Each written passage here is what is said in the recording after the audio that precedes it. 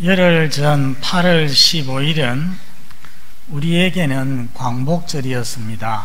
그러나 전쟁 패배국인 일본에는 종전 기념일이고 또 추모일이었습니다.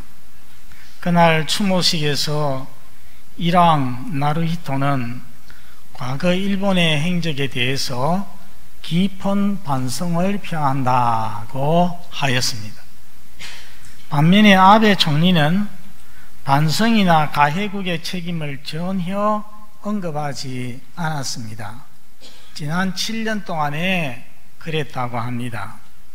도리어 이 전쟁에서 300만 명의 동포가 목숨을 잃었습니다 함으로써 마치 자기네가 도리어 피해자인 것처럼 말을 하였습니다. 아 다르고 다르다는데 어떻게 이렇게 모렴치할 수 있는지 모르겠습니다. 양식 있는 일본인들은 피해자가 이젠 됐어요, 그만하세요 라고 말할 때까지 가해자는 계속 사죄해야 한다고 말했습니다. 옳은 말이죠. 말이라는 게 얼마나 중요한지 모르겠습니다. 여러분, 오늘 본문은 말에 대한 말씀입니다. 오늘 말씀을 통해서 나는 어떤 말을 하면서 사는가, 자신이 하는 말을 생각해보고 우리 주님께서 원하시는 말을 하면서 살아가는 저와 여러분 다 되기를 바랍니다. 첫째로 주님은 말로 성령을 모독하면 용서함을 받지 못한다고 말씀했습니다. 여러분, 성경 여러 곳에서 다른 사람을 회방하지 말라 또는 비방하지 말라고 말씀했습니다. 말로 다른 사람을 악하게 비난하지 말라, 중상모략하지 말라는 것입니다. 그런데 오늘 본문 31절에 보면은 사람에 대한 모든 죄와 모독은 용서받을 수 있다고 말씀했습니다. 어떻게 용서받을 수가 있겠습니까? 당사자에게 사과하고 그리고 하나님께 죄 용서를 구해야 되겠죠. 그렇게 하면은 용서를 받습니다. 그리고 32절에 보면은 말로 인자를 거역하면 했습니다. 여러분, 인자 무슨 말입니까? 사람의 아들이라는 뜻인데 예수님께서 자신을 가리킬 때에 인자라고 했습니다. 말로 인자를 거역하면, 즉 예수님을 거역하면 용서하심을 얻는다고 했습니다. 그런데 용서가 안 되는 죄가 있습니다. 31절에 보면은 성령을 모독하면, 그리고 32절에 보면은 말로 성령을 거역하면 절대로 용서받지 못한다고 했습니다. 여러분, 모독하는 거하고 말로 거역하는 게 다르겠습니까? 이게 어떻게 보면 같은 말입니다. 같은 의미를 가지고 있습니다. 예수님을 거역하면은 용서를 받는데 말로 성령을 거역하면은 용서를 못 받다니 왜 그렇겠습니까? 성령님이 성자보다, 예수님보다 더 지위가 높아서 그럴까요? 그렇지 않습니다. 그 이유를 알기 위해서는 예수님을 모독하고 거역하는 죄와 성령님을 모독하고 말로 거역하는 죄의 차이를 우리가 잘 알아야 됩니다. 만일에 누가 예수님을 가리켜서 예수님은 하나님 아들이 아니야, 인간이 어떻게 하나님의 아들이 될 수가 있어, 예수님은 우리의 죄인의 구원자가 될 수가 없어, 나는 믿을 수 없어, 이렇게 말한다면은 이 사람은 말로 인자를 거역하는 것이 되죠. 예수님을 거역하는 것이 됩니다. 그런데 이 사람은 나중에 자기가 예수를 믿게 되면은 죄의 용서를 받을 수가 있습니다. 바울 사도를 우리가 생각해 보면은 그는 믿기 전에 예수님을 회방하는 자, 비방하는 자였습니다. 자, 우리 디모데전서 1장 13절 앞에 보고 한번 읽어봅니다. 시작. 내가 전에는 비방자요 박해자요 폭행자였으나 도리어 긍휼을 입은 것은 내가 믿지 아니할 때에 알지 못하고 행하였습니다. 저게 사도 바울의 말입니다. 바울이 내가 전에는 비방자요, 누구 비방했다는 것입니까? 예수님 비방했다는 것입니다. 그런데 그때는 믿기 전에는 모르고 그랬다는 것, 알지 못하고 그랬다는 것입니다. 나중에 예수님 만나서 자신의 죄를 회개하고 그 죄를 용서함 받았습니다. 그러면은 성령을 모독하는 죄는 무엇이겠습니까? 예수 그리스도에 관해서 증거하는 성령의 증거를 믿지 않고 끝까지 거부하는 죄, 의도적으로 거부하는 죄입니다. 가장 좋은 예가 오늘 본문 바로 앞에 나왔습니다. 여러분 기억하십니까? 우리 예수님께서 귀신 들려서 못 보고 말 못하는 사람을 고쳐 주셨습니다. 놀라운 기적을 행하셨습니다. 그럴 때에 많은 사람들이 뭐라고 했습니까? 이가 다윗의 자손이 아니냐, 메시아가 아니냐 했습니다. 그런데 놀랍게도 정반대의 반응이 있었죠. 바리새인들은 뭐라고 했습니까? 귀신의 왕 바알세불이 아니면 귀신을 쫓아내지 못한다. 예수님께서 귀신의 왕, 즉 마귀의 힘으로 귀신을 쫓아내었다고 말을 했습니다. 이에 대해서 예수님이 뭐라고 했습니까? 아니다. 나는 무엇을 힘입어? 성령을 힘입어서 귀신을 쫓아내었다. 그렇게 말했습니다. 그래서 이 말씀을 보면은 이렇게 성령의 능력이, 하나님의 기적이 눈앞에서 분명히 나타나지 않았습니까? 이는 예수님께서 하늘에서 온 자임을, 하나님께서 보내신 메시아임을 성령님이 증거하는 것이거든요. 그런데도 바리새인들은 믿지 않고 도리어 뭐라고 했습니까? 귀신의 왕을 힘입어서 그렇게 했다. 그래서 거룩한 성령의 일을 마귀의 일이라고 이렇게 말을 해버렸습니다. 이게 바로 성령을 거역하고 모독하는 죄입니다. 우리 시대에 D.A. 카슨이라고 하는 유명한 신학자가 있습니다. 신약 신학자인데 이분이 이렇게 말을 했습니다. 예수님에 대한 모독은 불신자에 의해서 지어지는 죄라고 했습니다. 이 죄는 그가 나중에 예수 믿으면은 죄 용서받는다. 그러면은 성령에 대한 모독은 무엇이냐? 신자에 의해서, 하나님을 아는 자에 의해서 저질러지는 죄로서 이것은 배교와 같다. 아포스테지라고 하죠. 배교와 같다고 했습니다. 예수님에 대해서 바로 알고 충분히 알면서도 박해에 처하여서 또는 자기의 이익을 위하여서 말로 예수님을 거역한다면은 그것은 성령 모독죄라는 것입니다. 여러분, 우리가 히브리서에서 그 예를 찾을 수 있습니다. 히브리서 6장 4절에서 6절 앞에 시작. 한번 빛을 받고 하늘의 은사를 맛보고 성령에 참여한 바 되고 하나님의 선한 말씀과 내세의 능력을 맛보고도 타락한 자들은 다시 새롭게 하여 회개하게 할 수 없나니 이는 그들이 하나님의 아들을 다시 십자가에 못 박아 드러내놓고 욕되게 함이라.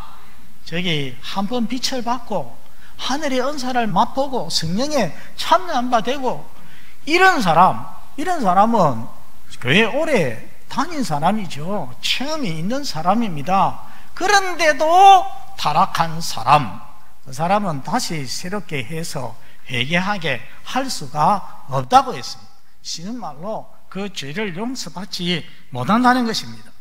그러므로 성도 여러분, 우리가 예수를 믿되 어떤 어려운 일이 있어도 끝까지 변함없이 인내하면서 예수님을 믿으셔야 됩니다. 여러분, 우리 교회에 출석하는 모든 성도들은 계시록 말씀에 있는 대로 죽도록 충성하는 게 무엇입니까? 내 목에 칼이 들어와도 죽음이 내게 온다고 해도 변함이 없는 것, 그게 바로 죽도록 충성하는 것입니다. 우리 모든 성도들 죽도록 충성하는 성도가 꼭 되시기를 바랍니다. 두 번째, 그 사람과 그 사람의 말은 하나다라고 예수님이 말씀하십니다. 말로 성령을 거역하는 죄가 얼마나 큰 죄인가 예수님께서 말씀을 하시는데, 말에 대해서 말씀하시는 김에 예수님께서 조금 더 말에 대해서 말씀을 하십니다. 33절에서 35절을 보면은 세 가지를 간단하게 예수님이 말씀하십니다. 먼저 33절에는 나무와 열매 비유를 말씀하십니다. 그 열매로 나무를 안다고 했습니다. 여러분, 사과나무 모르시는 분 있습니까? 배나무 모르시는 분 있습니까? 감나무 모르시는 분 있습니까? 혹시 있기는 있을 거예요. 그래도 이런 나무들은 과일이 달려있지 않아도 웬만한 사람은 다 압니다. 이거는 사과나무, 이거는 밤나무, 그렇게 알지요. 그런데 호도나무만 해도 호두가 달려있지 않으면은 무슨 나무인지 잘 모르는 사람 들어 계실 겁니다. 호도 열매를 보면은 이게 바로 호도나무구나 알 수가 있는 거예요. 한번 따라서 합니다. 열매로 나무를 안다. 그렇죠. 그 열매 보면은 이게 무슨 나무인지 아는 겁니다. 좋은 열매 맺는 나무는 어떤 나무다? 좋은 나무다. 악한 열매 맺는 나무는 악한 나무라는 것이죠. 이 비유가 무엇을 말합니까? 좋은 말이라고 하는 열매를 맺으면 그 사람은 좋은 사람이라는 거죠. 악한 말이라고 하는 열매를 맺으면 그 사람은 악한 사람이라는 것입니다. 그 다음에 34절에는 마음과 말에 대해서 말씀을 합니다. 마음에 가득한 것을 입으로 말한다고 했습니다. 요즘은 우리가 주전자를 많이 사용하지 않습니다. 그런데 옛날에 저희가 시골에 살 때는 주전자 꼭 필요한 거 있습니다. 들판에서 논밭에서 일을 할 때에 식수를 어디 가지고 갑니까? 주전자에 담아가지고 가죠. 옛날에는 커피물도 주전자에서 끓였습니다. 그렇죠. 그런데 요즘은 커피포트 나오고 하니까 주전자 쓸 일이 별로 없는 것 같아요. 여러분, 주전자에다가 뚜껑을 열고 거기에 물을 가득 부으면 맨 먼저 물이 어디에서 나옵니까? 주전자 꼭지, 주전자 주둥이에서 나옵니다. 그렇죠? 주전자 입에서 이렇게 되어 있는데 나옵니다. 뭐가 나옵니까? 거기에서 물이 나옵니다. 그 속에 무엇이 가득했기에?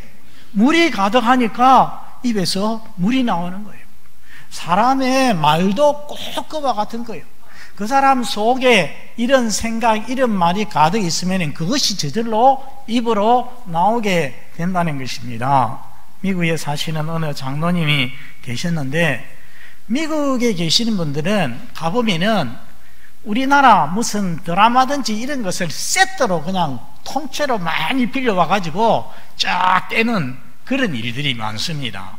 맞는데 이 장로님께서 친한 친구에게 한명회라고 하는 재미있는 드라마를 빌려왔습니다. 빌려와서 토요일 아침부터 보기 시작하는데 이게 얼마나 재밌는지 그냥 놓을 수가 없는 거예요. 밥 먹는 시간이 아까워요. 그래서 밤 내내 봤습니다. 무슨 날이 됐습니까? 주일날이 되었습니다. 하필이면 오늘 주일, 이 주일에 장로님이 대표 기도하는 날이거든요. 그래서 밤에 올라가기까지 졸지 않으려고 졸음이 쏟아지는데 참을 들고 혀를 깨물면서 기다렸습니다. 드디어 장로님 순서가, 기도 순서가 되어서 밤에 올랐습니다. 오늘은 한 주간 동안에 준비한 그 기도 다 제껴놓고 그냥 간단하게 몇 마디만 하고서 내려와야지. 않으면 실수할 수 있으니까, 그러니까 몇 마디만 하고 내려오리라, 그렇게 결심을 했습니다. 그리고 하나님 아버지 했습니다. 잘 시작을 했죠. 그런데 머리로는 감사합니다 하면서 입을 열었는데 자기도 모르게 황공무지로소이다, 왜 그렇게 했습니까? 마음에 사극이 충만하니까, 그러니까 그런 말이 튀어나오는 거죠. 과격하고 분노의 참말을 자주 하시는 분은 알고 보면 그 속에 분노가 많이 차 있기 때문입니다. 음담패설을 잘 하시는 분, 우리가 생각할 때에 참 재밌는 말을 잘 하신다, 그렇게 생각할 수도 있겠지만은 그 속이 마음이 음란하기 때문에 음담패설을 잘하는 거죠. 남에게 상처 주는 말을 잘하시는 분은 그 마음속이 칼같이 날카롭기 때문에, 그리고 그 마음에 상처가 많기 때문에 남에게 그런 말을 잘하는 것입니다. 늘 불평하시는 분은 마음이 불행한 사람입니다. 그 마음속에 은혜가 없습니다. 그러나 그 늘 하나님 앞에 감사하는 그런 분은 그 마음이 행복한 사람이죠. 그 마음에 은혜가 넘치는 사람인 것입니다. 우리 예수님께서 바리새인들을 보고서 독사의 자식들아, 너희는 악하니 어찌 선한 말을 할 수 있느냐, 못한다는 거죠.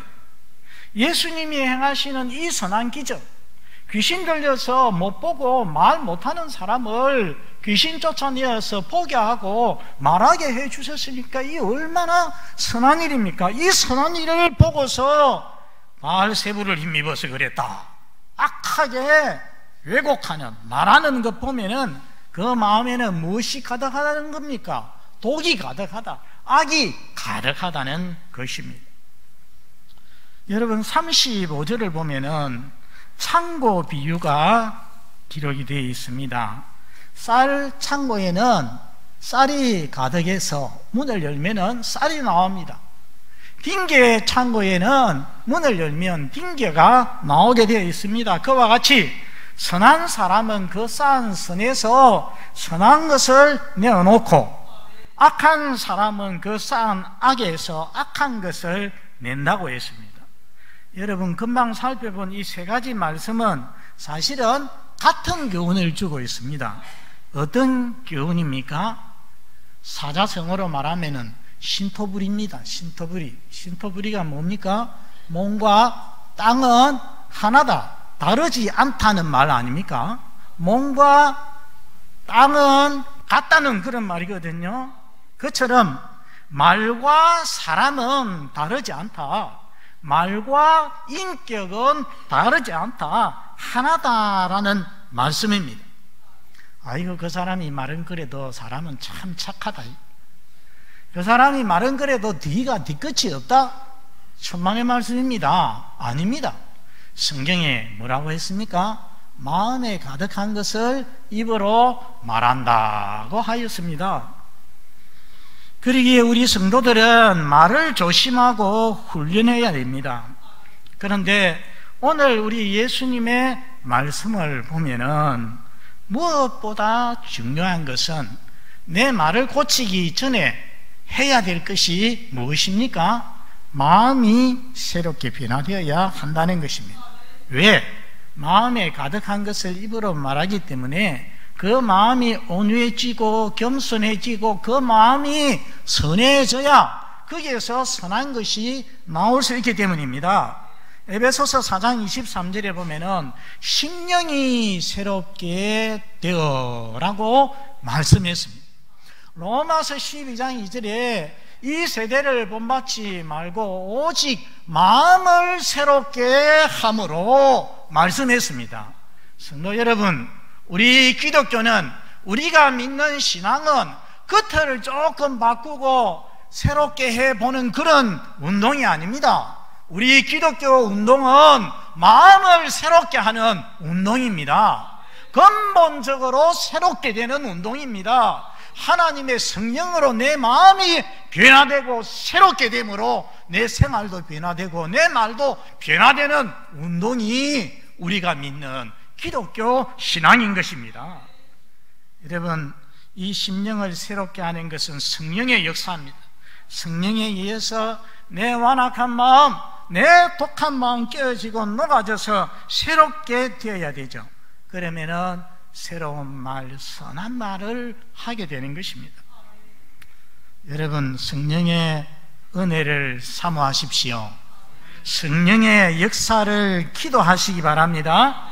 그래서 날마다 그렇게 기도함으로 인해서 날마다 새로워져서 새 말, 선한 말, 위로하는 말, 격려하는 말, 사람을 살리는 말 하시는 여러분 되시기를 바랍니다. 마지막 세 번째, 모든 말에 대해서 심판이 있으리라고 말씀을 했습니다. 여러분, 그제는 우리 교회에 초상이 2건이나 났습니다. 우리 울산에서, 대구에서 그렇게 우리가 다 갔다 왔는데, 초상집에 갔을 때 가장 많이 들을 수 있는 말씀이 있습니다. 히브리서 9장 27절입니다.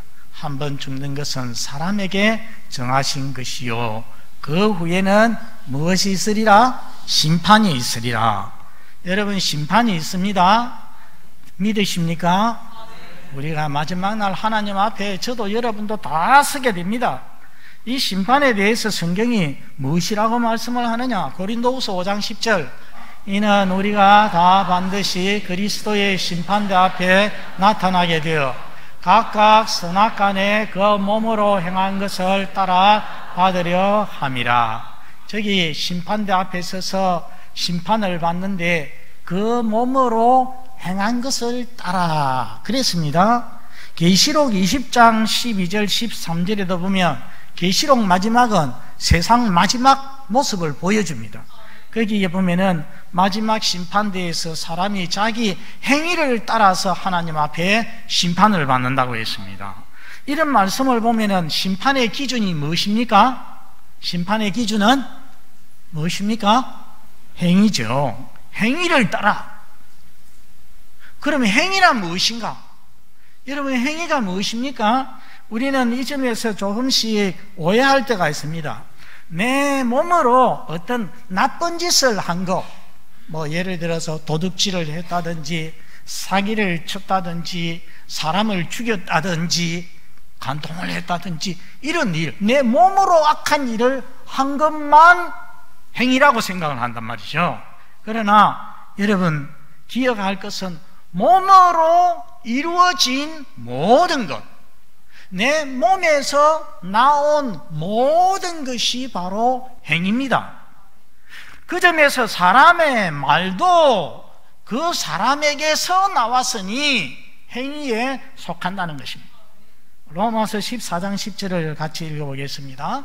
앞에 시작. 내가 어찌하여 내 형제를 비판하느냐? 어찌하여 내 형제를 업신여기느냐? 우리가 다 하나님의 심판대 앞에 서리라. 저기 보면은 형제를 비판하는 게 나오고 형제를 업신여기는 게 나오는데, 그 다음에 하나님의 심판대 앞에 선다고 했어요. 하나님의 심판대 앞에 서서 무엇을 심판받을 것이라는 것입니까? 비판하고 업신여기고 한 거, 하나님 앞에서 신문을 받는다는 말씀입니다. 유다서 14절 15절에도 주님께서 수많은 거룩한 천사들과 함께 재림하신다, 임하실 것인데 오셔서 심판을 하시는데 무엇에 대해서 심판을 하시느냐? 모든 경건치 않은 일과 모든 완악한 말에 대하여 심판하시리라 말씀했습니다. 가장 정확한 것은 오늘 마태복음 12장 36절 말씀입니다. 우리 36절을 다 같이 시작. 내가 너희에게 이르노니 사람이 무슨 무익한 말을 하든지 심판날에 이에 대하여 신문을 받으리니. 무익한 말, 어떤 말입니까? 부주의한 말, 조심성 없는 경솔한 말을 의미합니다. 모든 무익한 말에 대해서 심판날에 신문을 받으리라고 했습니다. 성도 여러분, 오늘 세상 법정에서 재판을 할 때 가장 중요한 것, 재판의 기준이 되는 가장 중요한 것이 무엇입니까? 증거입니다. 증거. 증거 없이 재판할 수 없습니다. 마찬가지로 우리 하나님께서 마지막에 하나님이 사람들을 심판하실 때도 증거를 가지고서 심판을 하십니다. 그때는 말을 가지고서 심판하시는 것이 아닙니다.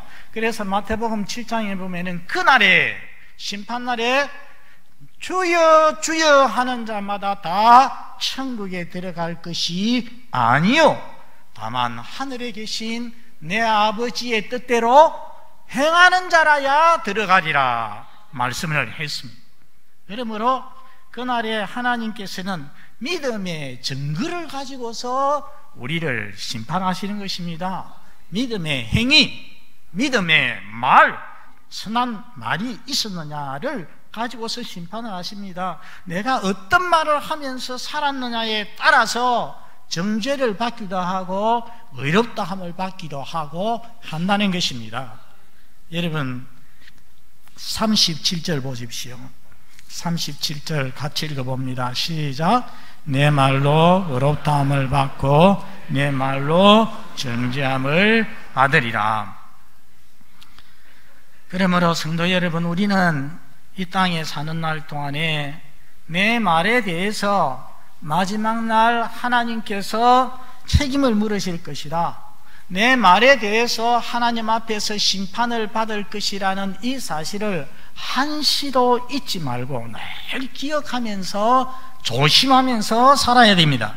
생각해 보면 한 번 사는 우리의 생애인데, 우리 생애에서 남기는, 이 세상에 남기는 가장 많은 것 무엇이겠습니까? 말 아니겠습니까? 우리의 입으로 말한 것 가장 많이 남기게 됩니다. 우리의 행동은 때로는 게을러서 일어나기 싫고 하기 싫어가지고서 행동은 빨리빨리 안 됩니다. 그런데 입으로 말하는 것은 가볍게 너무나도 쉽게 할 수가 있으니까 그냥 입으로 함부로 말을 많이 하는 거죠. 그래서 이 말로 하나님께 영광을 돌리기도 하고 하나님의 이름을 더럽히기도 하고, 또 이 말로 사람들에게 선한 영향을 끼치기도 하고 사람을 살리기도 하고, 이 말로 사람에게 악영향을, 나쁜 영향을 미치기도 하고 사람에게 상처도 주고 사람을 죽이기도 하는 것입니다. 그래서 오늘 이 말에 대해서 우리 예수님께서 세 가지 말씀하셨습니다. 말로 성령을 거역하면은 절대로 용서받지 못한다. 또 두 번째는 어떤 말을 하는가가 그 사람이 어떤지를 보여준다. 그 사람의 말이 그 사람의 인격을 보여주고 그 사람의 신앙을 보여준다고 했습니다. 세 번째는 모든 말에 대해서 하나님이 심판하실 것이라고 했습니다. 우리 모든 성도들 성령의 역사로 마음이 새롭게 변화되도록 날마다 기도하시기를 바랍니다. 그래서 믿음의 말, 선한 말 하면서 살아감으로 우리 주님의 심판대 앞에 섰을 때에 의인으로 인정받는 우리 성도 여러분 다 되시기를 바랍니다. 우리 아버지 하나님 감사합니다. 날마다 저희들은 많은 말을 하면서 살아갑니다. 오늘 주님께서 우리의 말에 대하여서 교훈해 주시니 감사합니다. 우리 모든 성도들에게 굳건한 믿음 주시고 변치 않는 믿음 주시어서 말로 성령을 거역하지 아니하도록 도와주시옵소서. 우리 아버지, 마음에 가득한 것을 입으로 말한다고 하였사오니 우리 하나님 성령으로 우리 마음을 변화시켜 주시옵소서. 그래서 늘 저희가 격려하는 말, 위로하는 말, 선한 말, 사람을 살리는 말, 감사의 말 하면서 살게 하여 주시옵소서. 저희가 말한 대로 우리 하나님의 심판대 앞에서 선악간의 신문을 받으리라고 말씀하여 주셨사오니 주님 앞에서는 그날 우리가 했던 선한 말로 인하여서 주님의 칭찬을 받게 해 주시옵소서. 예수님 이름으로 기도드리옵나이다. 아멘.